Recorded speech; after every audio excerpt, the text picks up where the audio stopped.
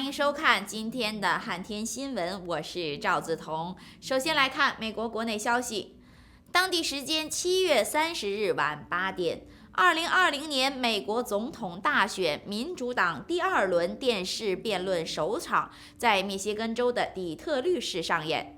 在1个月前的迈阿密首轮辩论后，20名竞选人再次分2场同台竞辩，争夺明年民主党总统候选人的资格。当晚，进步派候选人桑德斯和沃伦遭到同场对手攻击，双方在医保问题上进行了激烈争辩。Good morning. Well, it's 1 down, 1 to go. And if last night's debate is any indication of what tonight will look like, Joe Biden will have his work cut out for him. Those lesser-known candidates were not afraid to take on the frontrunners, trying to build up name recognition and momentum. As the debate stage is reset for round 2, the ideological divide within the Democratic Party is on full display. You don't know that, Second Bernie. of all, We'll come to you in a second, I do know, and I wrote the damn bill.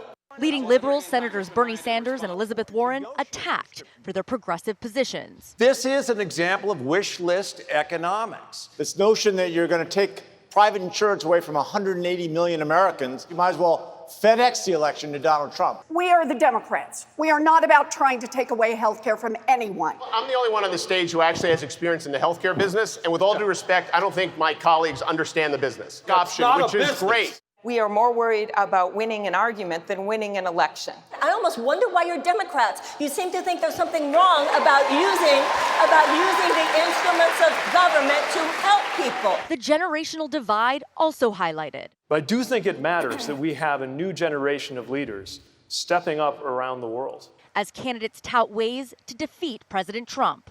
There's a new battleground state, Texas. Tonight, 10 more candidates sharing the stage. The big draw, former Vice President Joe Biden, facing off against Senator Kamala Harris.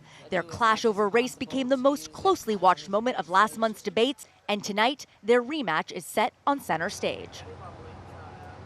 And earlier today, I spoke with someone close to the Biden campaign who said that they are aware that knives are out for him and that he has been preparing extensively. But I do want to offer one caveat, which is that his campaign said the same thing before the last debate. So we'll have to see exactly what happens later tonight. Reporting from Detroit, I'm Kristen Holmes. Back to you. 本月，美军战略司令部司令下一任参谋长联席会议副主席人选约翰·海腾被举报性骚扰一名女军官。这名女军官表示，她2017年担任海腾的助手期间，海腾多次对她性骚扰，遭到拒绝后，海腾进行了打击报复。而日前，海腾针对这一指控进行了发言。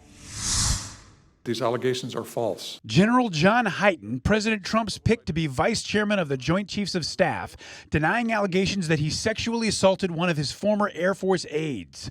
Republican Senator Martha McSally, who has emerged as a voice against sexual assault in the military, saying she was raped during her service in the Air Force, slammed the allegations against the general. Sexual assault happens in the military. It just didn't happen in this case. Hyten's accuser, Colonel Catherine Splett-Stoser, says the general and Representative McSally put on a political spectacle at her expense. You're talking about a promotion to be the second highest military officer in the United States of America. One who couldn't answer simple questions on sexual assault or its policy or how we handle it.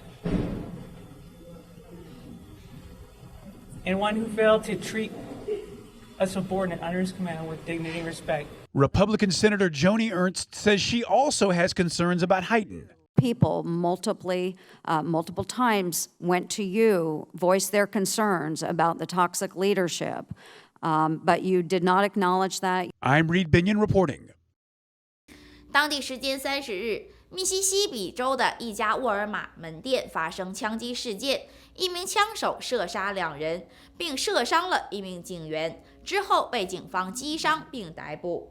据了解，他曾是这里的工作人员，刚刚遭到解聘，曾在这里工作了25年。他做出这一行为，可能是由于对公司的怨恨造成的。Another day, another community rocked by gunfire. This time it's South Haven, Mississippi, a town of about 50,000 near the Tennessee border. Shoppers and workers at Walmart unsteady and overwhelmed after witnesses say a man came into the store around 6:30 Tuesday morning and opened fire. Walking out, get to the car, you heard a pop, pop, pop, pop, pop. At least 2 people were killed, both believed to be Walmart employees, according to local authorities.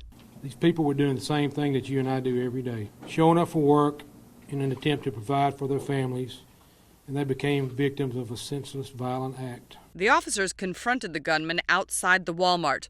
Both the shooter and one officer were injured in an exchange of gunfire, a bulletproof vest saving the officer's life. Town Mayor Darren Musselwhite tries to reassure residents. This is an isolated event. This is not something that is involved massive people. It was a disgruntled employee. Just 2 weeks ago, the South Haven Police and Fire Departments underwent active shooter training, which the police chief and mayor believe helped save lives. No city in America is immune to this. Unfortunately, it's sad, but it just shows how important the training is, and the training that we did paid off today. I'm Stacey Cohan reporting. 再来看国际方面的消息。在上周刚刚试射2枚导弹之后，当地时间31日凌晨，朝鲜再次向东海发射2枚短程导弹，分别飞行了250公里左右。韩国军方立即表示要求朝鲜停止试射行为，并称韩国方面已经为可能进行的未来试射做好了反应准备。North Korea engaged in some pre-dawn saber-rattling with what South Korea says was the launch of 2 short-range ballistic missiles around 5 a.m. on Wednesday off of North Korea's eastern coast into the sea. Now, this comes a month exactly after President Trump had his first historic steps across the line of demarcation in the demilitarized zone with the North Korean leader, Kim Jong-un. And it's actually the second short-range ballistic missile launch carried out by North Korea in less than a week. It is engaging in these activities more and more frequently. There was a previous launch that took place in early May.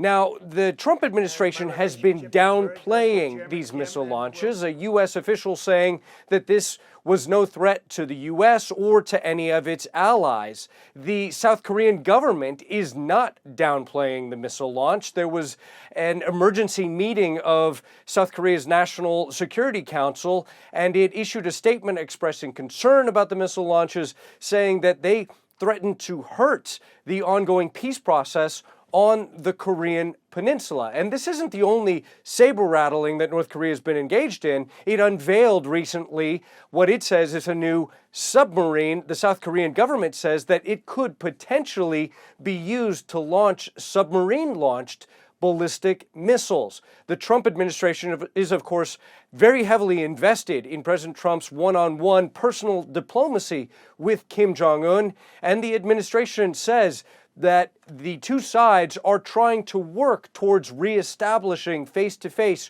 working-level negotiations, but the time schedule has slipped. After that meeting that took place a month ago, President Trump said the meeting would take place within a matter of weeks. Well, it's been a month.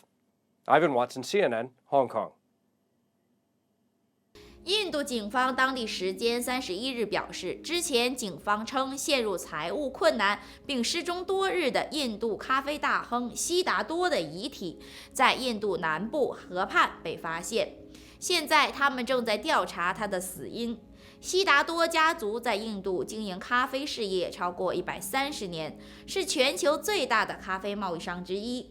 之前，他承认财务出现差错，并在一封留下的信中称自己是失败的企业家。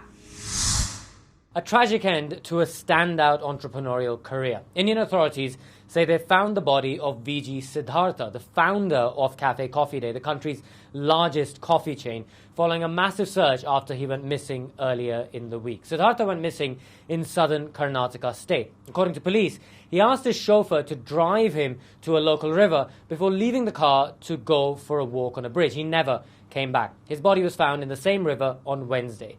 Siddhartha's business introduced millions of Indians to the cafe chain culture that's gone global with the expansion of Starbucks. In India, His business is far and away the leader in the sector. Cafe Coffee Day boasts more than 1,700 outlets across 245 Indian cities. Starbucks, in comparison, has 146 outlets in this country of more than 1.3 billion people. In a statement to the Bombay Stock Exchange, where its shares plunged on the news, Cafe Coffee Day's parent released a letter purportedly written and signed by Siddhartha before he went missing. In it, he says he was facing, quote, tremendous pressure from lenders that led him to, quote, succumbing to the situation. The company says it's still trying to verify the authenticity of the letter. It was dated the 27th of July. Nikhil Kumar, CNN, New Delhi. 加拿大警方日前更新了针对2名涉嫌杀害3人的青少年的通缉令。这2名青少年都是男性，一个18岁，一个19岁。犯案多日依然未被发现踪迹。加拿大警方在广袤的边境地区进行地毯式的搜捕，给当地村镇的民众带去了巨大的恐慌。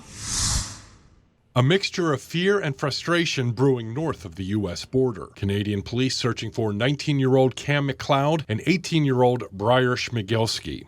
I don't know why it's taken so long to find them. I don't know what they did. How are they evading capture? I don't know. The teenagers are accused of killing 3 people earlier this month, a botany professor from the University of British Columbia and a couple traveling through Canada.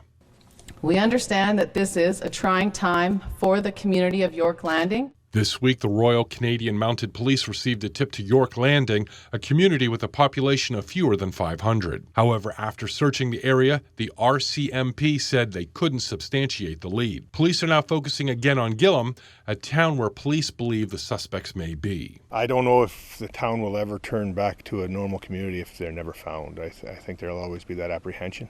One resident says he helped get the suspect's vehicle out of the mud shortly before the manhunt started.